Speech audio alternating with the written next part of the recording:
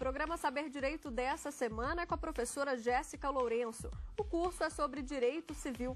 Você tem dúvidas sobre o assunto? Mande um e-mail para a gente, saberdireito@stf.jus.br. Você também pode estudar pela internet. É só acessar www.tvjustiça.jus.br. Olá, eu sou Jéssica Lourenço, professora de Direito Civil e de Direito do Consumidor. Nesta semana, no Saber Direito, nós vamos, dentro de Direito Civil, abordar o curso de Direitos da Personalidade. Na nossa primeira aula, nós vamos abordar aspectos introdutórios, conceitos, características, classificação dos direitos da personalidade, quem são seus titulares. Na nossa aula 2, e a partir dela até o final, nós abordaremos os direitos da personalidade separadamente. Primeiramente, na aula 2, o direito à honra e o direito à imagem. Na aula 3, nós estudaremos o direito ao próprio corpo. Na aula 4, abordaremos o direito ao nome. E na aula 5, nós adentraremos no direito à privacidade, na tutela da intimidade. Bom, vamos então iniciar a nossa aula, como eu mencionei, tratando dos aspectos introdutórios do direito da personalidade. Atualmente, quando fala-se em estudo do direito civil, o primeiro ponto que nós temos que atentar é, antes de adentrar na análise de qualquer tema de direito civil, é dar uma breve introdução na metodologia civil constitucional. Para qualquer tema de direito civil, nós precisamos atentar para o que vem a ser a metodologia civil constitucional. A metodologia civil constitucional, ela propõe que o Código Civil e os institutos de direito civil como um todo sejam lidos, sejam revistos pelo filtro dos princípios constantes na Constituição Federal, no sentido de quê? De justamente propiciar que todo o ordenamento jurídico, aqui é claro, especificamente o direito civil, tenha como parâmetros a funcionalização de suas estruturas de acordo com o que a Constituição Federal, que é o diploma máximo, vem a pregar. Nesse sentido, ganha destaque a questão de que, no Código Civil de 16, havia toda uma visão, um viés patrimonialista, individualista, onde quem era valorizado era o indivíduo detentor de propriedades. Focava-se, então, no indivíduo que tinha poder, propriedade e não na pessoa humana dentro de suas peculiaridades. Daí, com o advento da Constituição Federal de 88 e o artigo 1º, inciso 3º, que traz a dignidade da pessoa humana como um dos fundamentos da República, se impôs toda uma leitura do ordenamento jurídico. Por quê? Porque a partir daí nós temos que entender que qualquer instituto de direito civil, ele só será legítimo e merecedor de tutela se estiver de acordo com os ditames constitucionais e em respeito ao princípio da dignidade da pessoa humana. Princípio este que, em momento próprio, nós vamos abordar. Através da metodologia civil constitucional, nós poderemos visualizar os direitos da personalidade no enfoque em que eles devidamente devem ser tratados. Basta verificar que no Código Civil de 16 não havia previsão de direitos da personalidade, não havia um capítulo próprio tratando de direitos da personalidade. Foi o Código Civil de 2002 que trouxe essa inovação, embora ainda muito acanhada, embora não dentro da completude que se esperava. Daí, o que você pode notar? Que os direitos da personalidade, a sua inserção no Código Civil de 2002, para que seja analisado em sua plena medida, precisam sempre estar em consonância com o princípio da dignidade da pessoa humana. E não apenas o princípio da dignidade da pessoa humana, mas também o princípio da igualdade, o princípio da solidariedade, todo esse arcabouço constitucional que veio a modificar toda a tábua axiológica do ordenamento jurídico brasileiro. Com isso, nós passamos a observar que a pessoa humana passou a ser o centro do ordenamento, ela passou a ser a ocupação central do direito. E é justamente isso que a metodologia civil constitucional vem trazer para a gente, e daí tão necessária a sua análise para que nós possamos adentrar propriamente nos direitos da personalidade. Bem, a metodologia civil constitucional, de maneira bem sucinta, ela se funda em 3 pressupostos. Primeiro, na visão de que nós temos um ordenamento que, ao mesmo tempo, ele é uno e complexo. Outro ponto importantíssimo é a verificação da natureza normativa da Constituição. O que significa dizer isso? Significa dizer que a Constituição Federal, os seus princípios têm força normativa, eles têm eficácia, eles não precisam de uma norma infraconstitucional para que haja a devida produção de efeitos na respectiva esfera que for regulada. Então, além da força normativa da Constituição, do parâmetro de que o ordenamento jurídico ele é uno, ele deve ser visto e interpretado como um todo e não mais e também complexo, nós temos ao lado o desenvolvimento de uma nova teoria da interpretação. E isso é importante no sentido de que, pela metodologia civil constitucional, entendemos superado o dogma da subsunção. Como assim? A superação do dogma da subsunção é naquele sentido de que um artigo de lei, ele não deve mais ser lido puramente no seu sentido, mas sim como um todo, em toda a sua visão.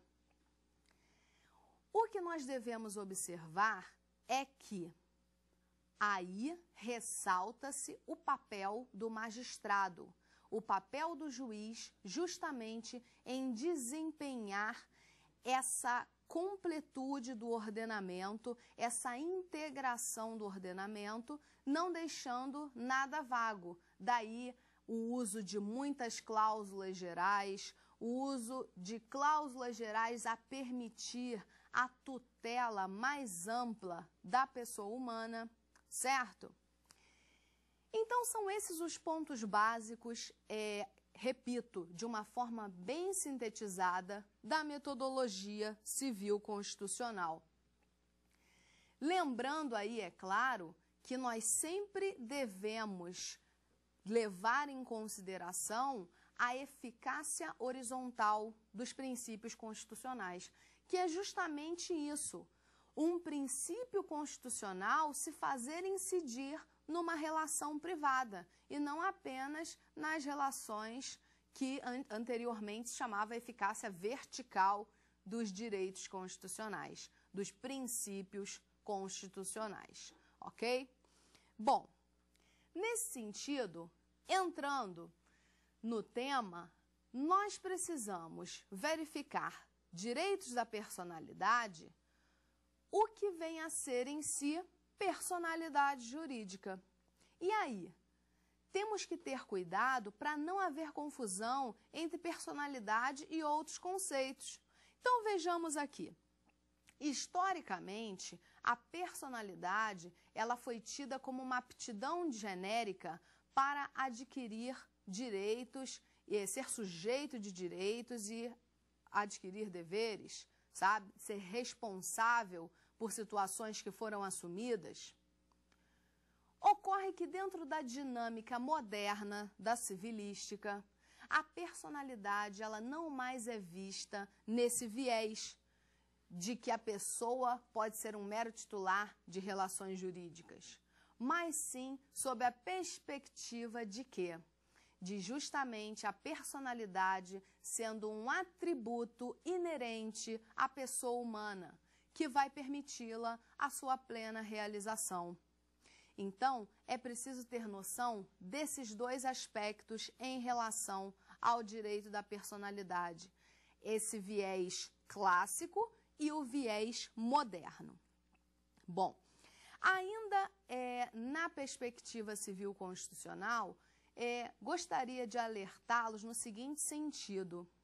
O artigo 2º do Código Civil diz o seguinte: a personalidade civil da pessoa começa com o nascimento com vida, mas a lei põe a salvo, desde a concepção, os direitos do nascituro.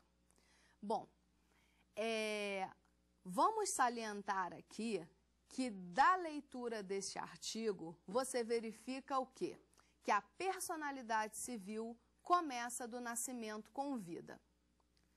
No entanto, existem teorias que tratam em relação a que momento é considerado o início da vida.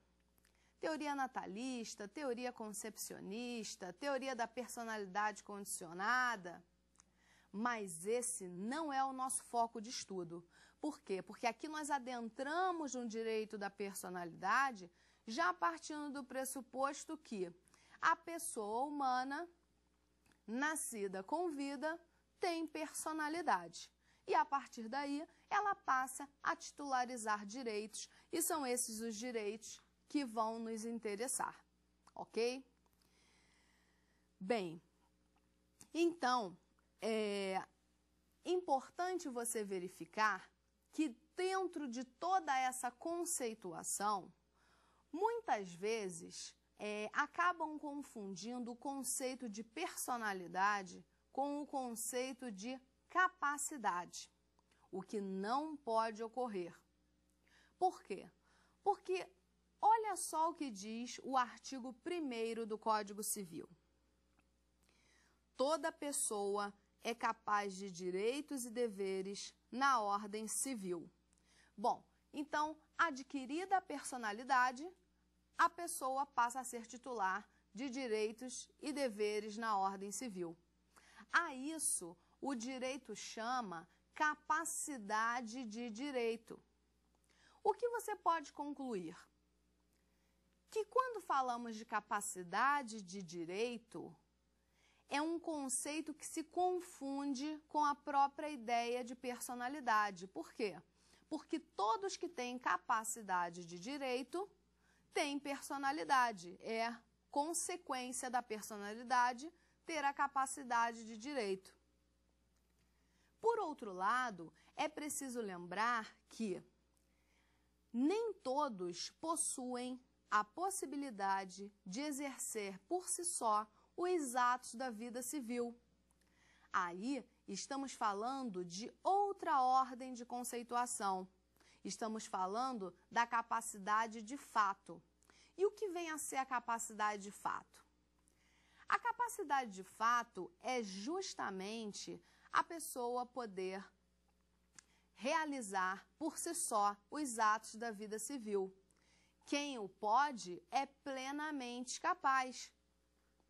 E daí entra o estudo da teoria das incapacidades.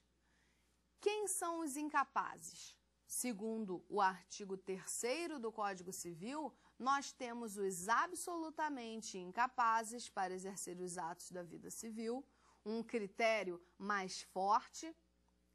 E nós temos também os relativamente incapazes, os relativamente incapazes, eles estão listados no artigo 4º do Código Civil. Sendo certo que um ato praticado por um absolutamente incapaz deverá, para sua validade, ter a plena representação, enquanto que um ato praticado por um relativamente incapaz, para sua validade, deverá vir apresentado do Instituto da Assistência, ele deverá estar assistido. Daí, o que nós lembramos? Nós lembramos que, apesar dos relativamente incapazes precisarem da assistência para a validade dos atos da vida civil, é importante lembrar que a lei permite aos incapazes a possibilidade, aos relativamente incapazes, a possibilidade de praticar alguns atos sem a devida assistência e ainda assim não haver nenhum tipo de invalidade, nenhum tipo de nulidade, ok? Bom, feita essa situação, esse dado aqui, esse estado da arte, vamos aí verificar a nossa primeira pergunta. Qual é a relação entre os direitos da personalidade e o princípio da dignidade da pessoa humana? A relação entre os direitos da personalidade e o princípio da dignidade humana, ela já se principia quando nós verificamos que, para a plena realização da pessoa, é necessário que os seus direitos da personalidade sejam assegurados. E note que é uma relação de complementariedade. Por quê? Porque para que os direitos da personalidade sejam assegurados, é preciso que seja respeitada a dignidade da pessoa humana. Então, eles se complementam. Na medida em que o princípio da dignidade da pessoa humana é o ponto forte para se assegurar os direitos da personalidade, os direitos da personalidade só são realizados em respeito ao princípio da dignidade da pessoa humana. Então, fechando a pergunta, é justamente no sentido da metodologia civil constitucional, lá no artigo 1º, inciso 3º da Constituição Federal, que devemos observar a pessoa como centro do ordenamento, a valorização do ser em detrimento do ter, já que os direitos da personalidade, embora eles possam trazer aspectos patrimoniais, consequências patrimoniais, eles são, em sua essência, direitos extrapatrimoniais. Vista essa diferença, vista essa relação, importa aqui analisarmos o conceito de direito da personalidade.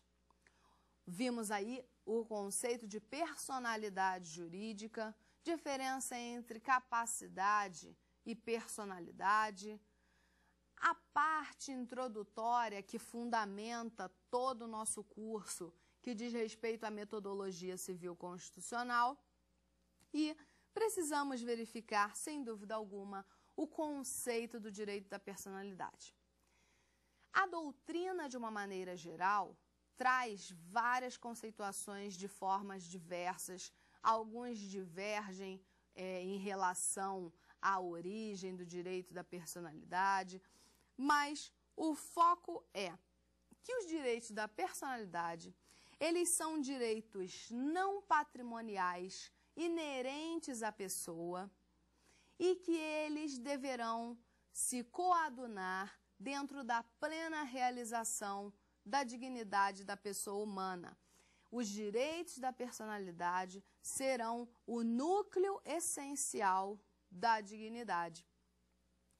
Bom, tendo em vista que os direitos da personalidade, eles concretizam a dignidade da pessoa humana, você consegue notar que esse é o viés da doutrina moderna em direito civil.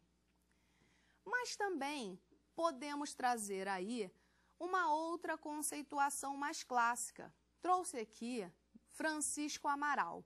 Olha o que ele diz. Francisco Amaral, ele vai definir os direitos da personalidade como direitos subjetivos que têm por objeto os bens e valores essenciais da pessoa no seu aspecto físico, moral e intelectual. Note que a conceituação clássica ela não toca em si no aspecto da dignidade, mas são conceitos que podem ser complementados sem problema algum.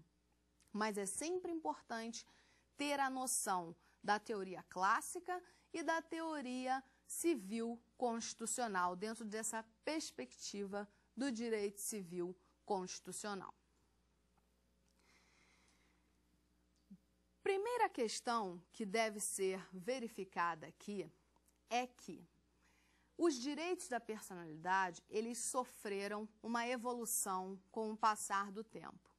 E para verificar a evolução dos direitos da personalidade, nós devemos traçar um breve histórico. Na antiguidade, não havia essa preocupação de respeito aos direitos humanos, direitos da personalidade, não havia nenhum enfoque no sentido da proteção da pessoa. Sendo essa preocupação, nós podemos considerar, de certo modo, relativamente recente. E isso foi reflexo, é claro, da Declaração dos Direitos do Homem em 1789 e também da Declaração das Nações Unidas em 1948. Então, vejam, é relativamente recente quando comparada a toda uma história.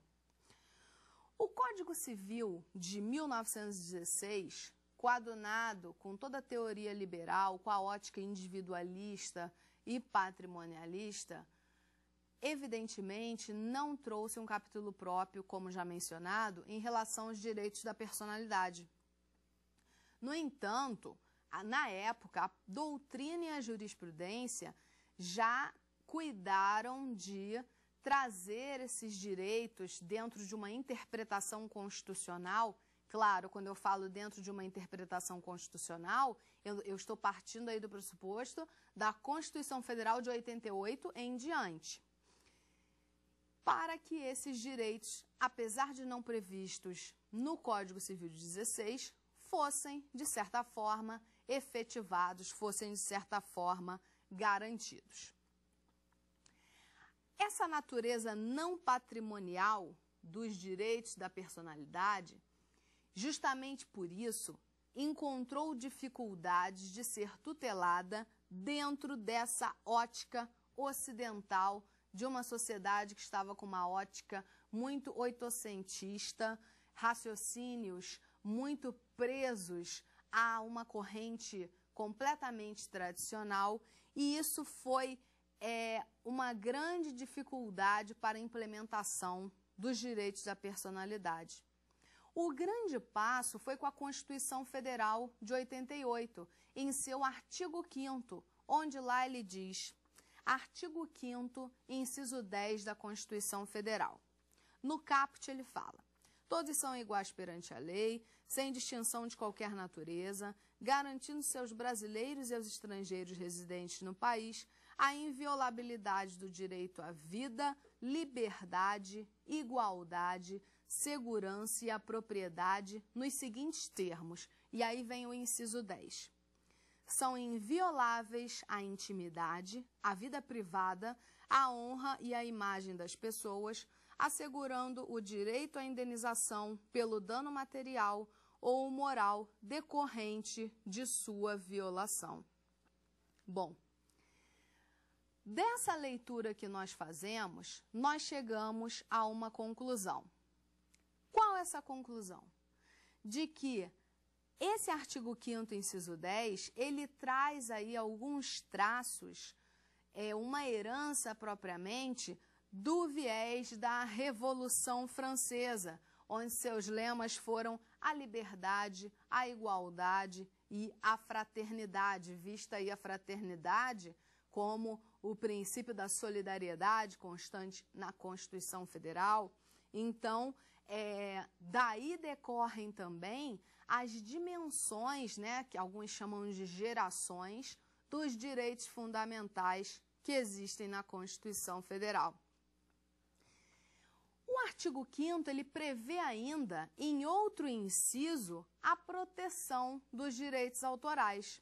No inciso 27, artigo 5º da Constituição, inciso 27, diz o seguinte: aos autores pertence o direito exclusivo de utilização, publicação ou reprodução de suas obras, transmissível aos herdeiros pelo tempo que a lei fixar. Então, mais uma fonte protetiva. Além disso, como já vimos aqui, temos o artigo 1º, inciso 3, que traz o princípio da dignidade da pessoa humana como fundamento da República. Então, ele lá traz, naturalmente, uma série de fundamentos, sendo que o mais importante aqui para o nosso estudo é a dignidade da pessoa humana. Tendo em vista que a dignidade da pessoa humana é que vai concretizar os direitos da personalidade, vamos abordar alguns aspectos importantes sobre esse princípio aí central do ordenamento jurídico. Em relação à dignidade da pessoa humana, é importante você verificar que o traço maior vem com a metodologia civil constitucional. Foi quando ganhou enfoque para o estudo do direito civil o princípio da dignidade da pessoa humana, essa releitura constitucionalizada dos institutos.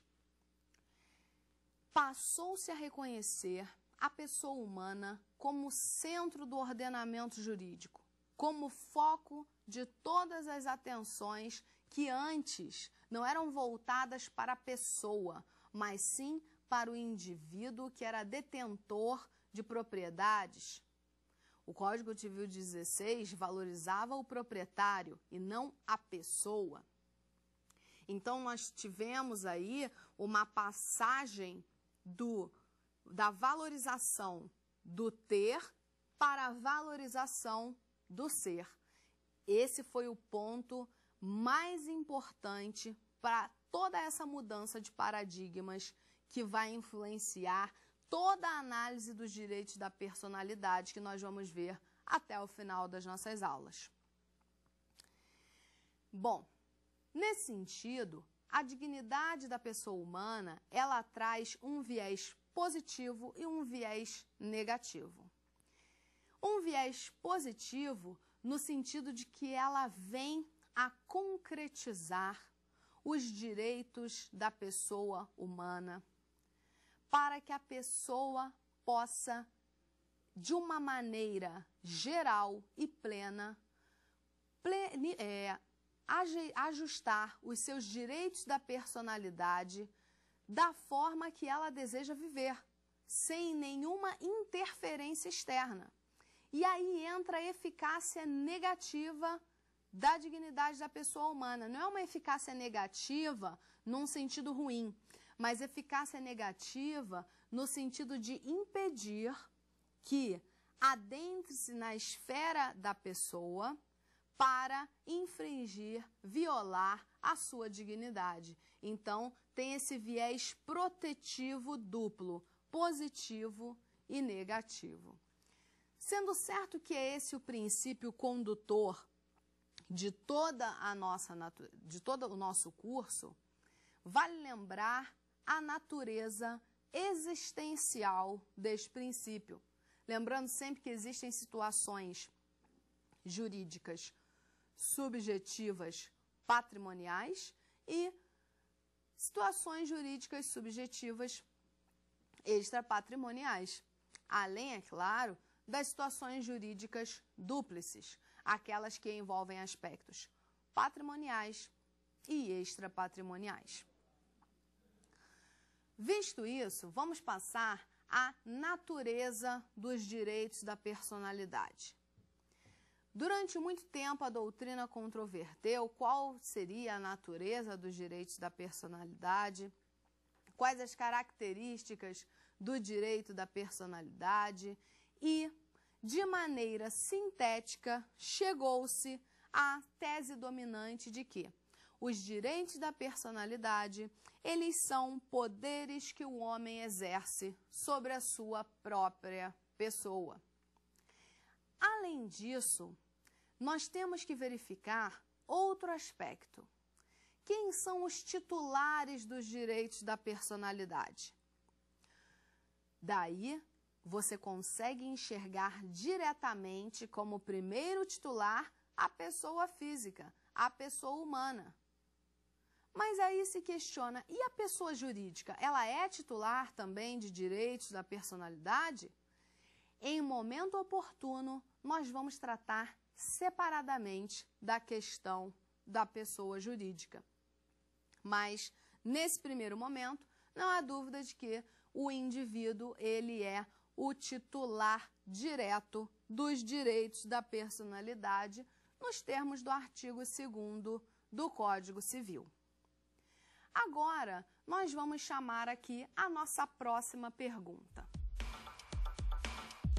Quais são as características dos direitos da personalidade? Características do direito da personalidade. Os direitos da personalidade, que começam a ser elencados no Código Civil a partir do artigo 11, eles têm contornos muito próprios.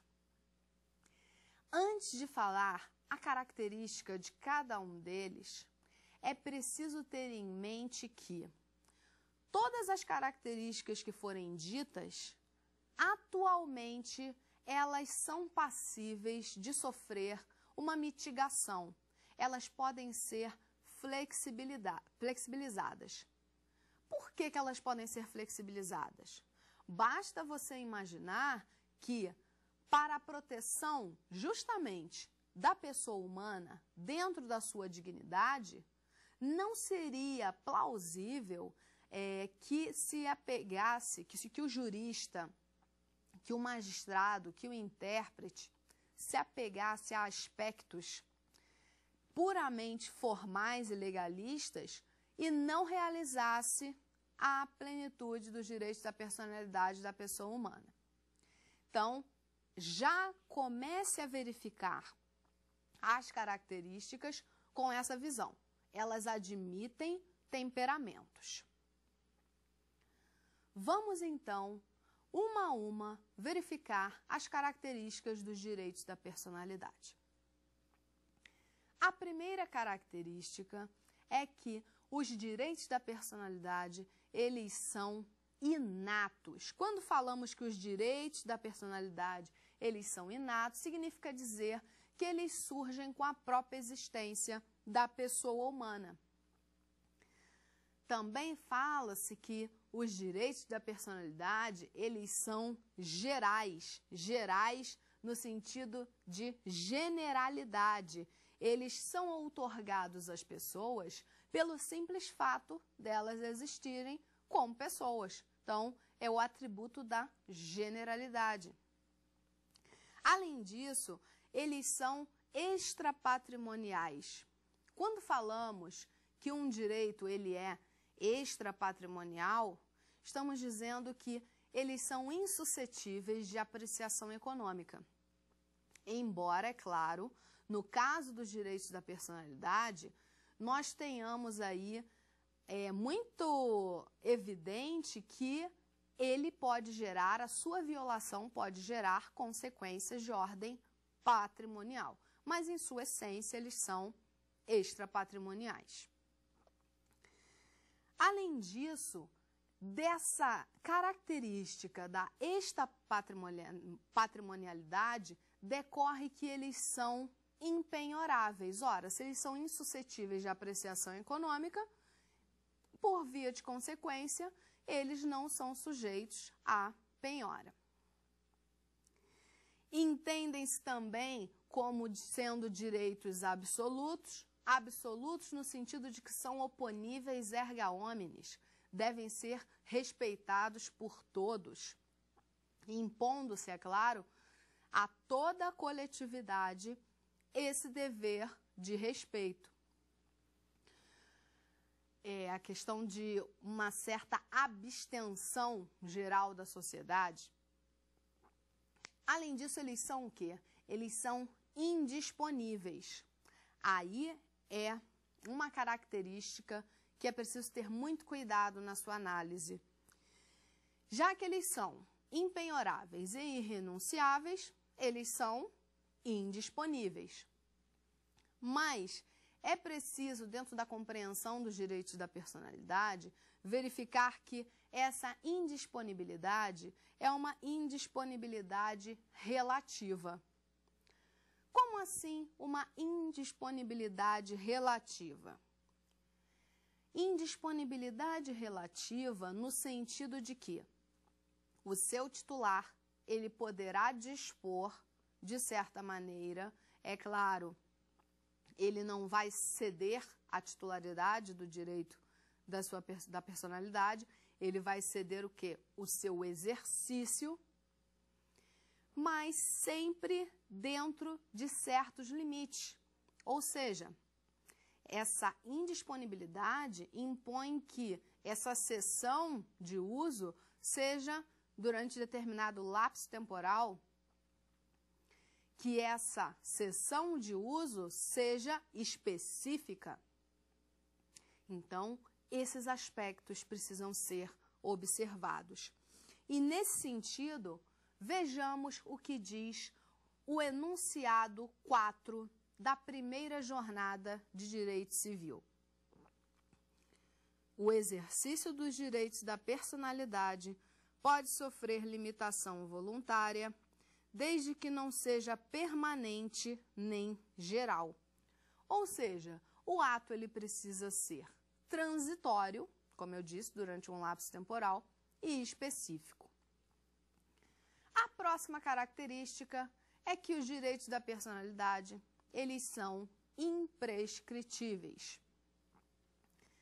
Quando falamos da imprescritibilidade dos direitos da personalidade, estamos nos referindo ao fato de que não existe um prazo para que seja exercido um direito da personalidade. Mas muita atenção, pois isso não se confunde com a prescritibilidade da pretensão indenizatória que pode surgir de uma eventual violação a um direito da personalidade. Porque, nesse caso, teremos aí o prazo de 3 anos para essa reparação, para essa pretensão indenizatória, nos termos do artigo 206, parágrafo 3º, inciso 5 do Código Civil. Além disso, os direitos da personalidade, eles são intransmissíveis. E veja que todas essas características, elas são extraídas do artigo 11, quando ele fala que os direitos da personalidade são irrenunciáveis e intransmissíveis. Eles são intransmissíveis no sentido de que ele se extingue com a morte do seu titular.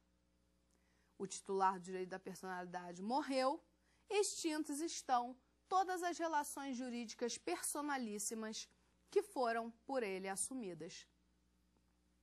Mas é preciso lembrar que, se houver alguma lesão ao direito da personalidade de uma pessoa falecida, nós sabemos que o artigo 12, parágrafo único do Código Civil, vai permitir que cônjuge, companheiro e parentes em linha reta colateral até o 4º grau venham a buscar, em nome próprio, a tutela dos direitos da personalidade da pessoa falecida. Então, esses que são os chamados legitimados indiretos pelo ordenamento jurídico, legitimados indiretos por quê? Porque não foram eles que sofreram a lesão, foram o falecido, o parente falecido, esses legitimados indiretos é que irão postular, e isso não desfigura os direitos da personalidade como direitos intransmissíveis, ok? Bom, dentro dessa questão, precisamos observar ainda que esses legitimados indiretos, eles assim o têm essa legitimidade, por quê? Porque eles sofrem esse dano reflexo e eles podem pleitear os reflexos patrimoniais dessa lesão. Então, veja, uma outra situação é se em vida a pessoa sofreu uma lesão ao direito da personalidade e veio a falecer. Os direitos da personalidade são intransmissíveis, mas os seus reflexos patrimoniais podem ser transmitidos com a herança. Então, não confunda essa situação, porque essa pretensão indenizatória será transmitida com a herança aos herdeiros. Como mencionado, essas características elas podem ser mitigadas até um certo ponto, como nós verificamos aqui em várias observações que foram feitas. Um dos exemplos é o caso de concessão de uso de imagem do direito de autor durante um determinado prazo, e isso vai demonstrar aí o livre desenvolvimento do direito da personalidade. Vamos ler aqui o artigo 11 do Código Civil. Com exceção dos casos previstos em lei, os direitos da personalidade são intransmissíveis e irrenunciáveis, não podendo seu exercício sofrer limitação voluntária. Bem, esse artigo 11 sintetiza todas as características dos direitos da personalidade que até agora nós falamos. E, em interpretação doutrinária ao artigo 11, vejamos o enunciado 274 da 4ª Jornada de Direito Civil do CJF. Os direitos da personalidade, regulados de maneira não exaustiva pelo Código Civil, são expressões da cláusula geral de tutela da pessoa humana, contida no artigo 1º, inciso 3º da Constituição, princípio da dignidade da pessoa humana. Em caso de colisão entre eles, como nenhum pode sobrelevar os demais, deve-se aplicar a técnica da ponderação. Então, o que nós visualizamos aqui? Mais uma vez, as interpretações sendo trazidas no sentido de quê? De plena realização dos direitos da personalidade e também de realização em acordo com o princípio da dignidade da pessoa humana. O artigo 1º, inciso 3º, representa uma cláusula geral de tutela da pessoa humana. E no final do enunciado, que nós acabamos de ler, ele diz assim, devendo se aplicar a técnica da ponderação. Muitas vezes, em determinadas situações, temos em colisão direitos que são igualmente tutelados e muitas vezes igualmente tutelados pela Constituição Federal. E aí questiona-se como fica essa situação, já que estão dentro do mesmo patamar, um vai sobrelevar em relação aos demais, algum vai prevalecer? Daí deve-se utilizar a técnica da ponderação. A técnica da ponderação é justamente a que vai permitir ao intérprete fazer o devido sopesamento, levando em conta o caso concreto, de que o que será em si mais prejudicial naquela determinada relação.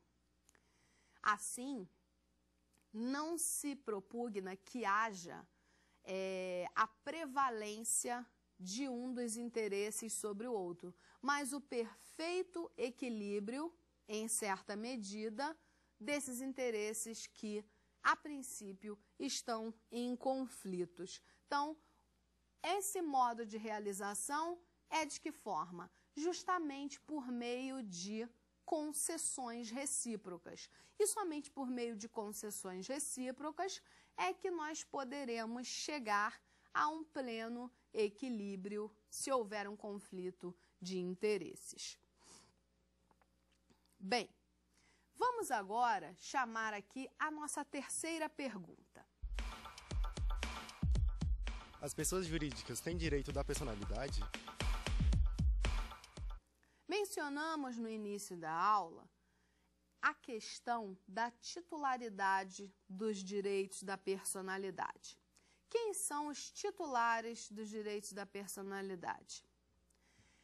Não há dúvida alguma no sentido de que a pessoa jurídica seja titular do direito, a pessoa física, perdão, seja titular de direitos da personalidade. É inerente à sua condição. E a pessoa jurídica? Por que surge essa indagação?